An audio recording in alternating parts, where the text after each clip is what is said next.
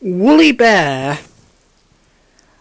Gangers had been cutting the landside grass and cocking it. The Fat Controller sells the hay to hill farmers who want winter feed for their stock. At this time of year, when Percy comes back from the harbour, he stops where they have been cutting. The men load up his empty wagons and he pulls them to Farquhar.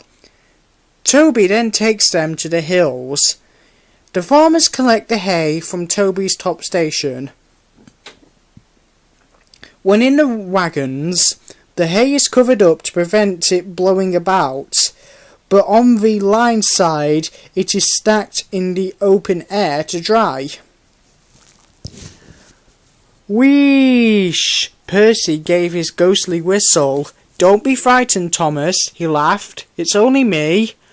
Your ugly phiz is enough to frighten anyone, said Thomas crossly. You're like ugly indeed. I'm a green caterpillar with red stripes, continued Thomas firmly. You crawl like one too. I don't. Who's been late every afternoon this week? It's the hay. I can't help that, said Thomas. Time's time, and the Fat Controller relies on me to keep it. I can't if you crawl in the hay till all hours. Green caterpillar indeed, fumed Percy. Everyone says I'm handsome. Or at least nearly everyone. Anyway, my curves are better than Thomas's corners. He took his trucks to the harbour and spent in the morning shunting. Thomas says I'm always late, he grumbled. I'm never late, or at least only a few minutes. What's that to Thomas? He can always catch up time further on. All the same, he and his driver decided to start home early. It was most unfortunate that, just before they did, a crate of treacle was upset over him. They wiped the worst off, but he was still sticky when he puffed away.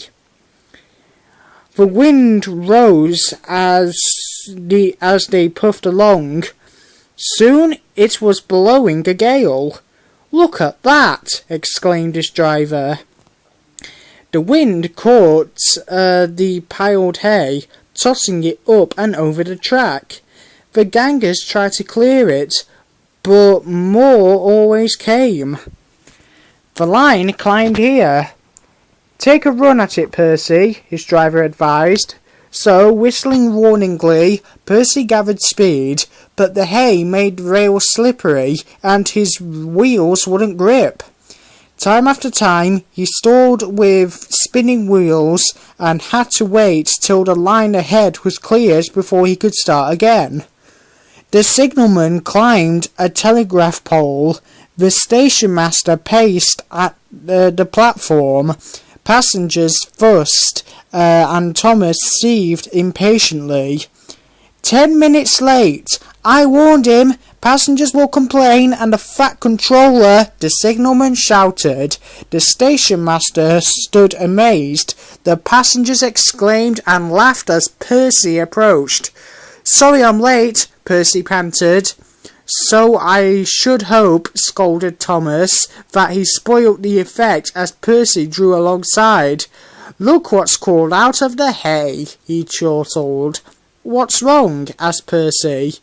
Talk about hairy caterpillars, puffed Thomas as he started away. It's worth being late to have seen you. When Percy got home, his driver showed him what he looked like in a mirror. Bust my buffers! Exclaimed Percy. No wonder they all laughed. I'm just like a woolly bear. Please clean me before Toby comes. But it was no good. Thomas told Toby all about it, and instead of talking about sensible things like playing ghosts, Thomas and Toby made jokes about Woolly Bear, caterpillars and other creatures which crawl about in hay. They laughed a lot, but Percy thought they were really being very silly indeed.